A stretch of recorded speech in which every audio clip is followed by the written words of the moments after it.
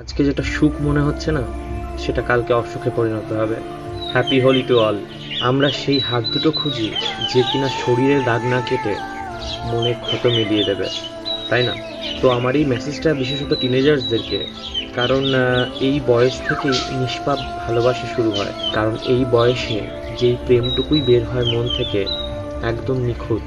একটা জিনিস ভাবতে খুব খারাপ লাগে, আজকের দিনে এসে প্রেমিক প্রেমিকারা যেন একে অপরের চাহিদা মেটানোর মেশিন হয়ে দাঁড়িয়েছে।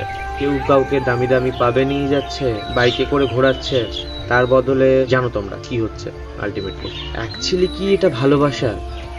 আমরা শারীরিক সুখ খুঁজতে গিয়ে মানসিক সুখের কথা ভুলেই যাচ্ছি, যেটা কি না আমাদের কাছে সব থেকে বেশি ইম্পর্ট্যান্ট।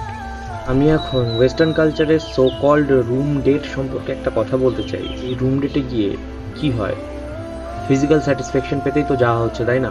ফিজিক্যাল স্যাটিসফ্যাকশনটাই কি সব?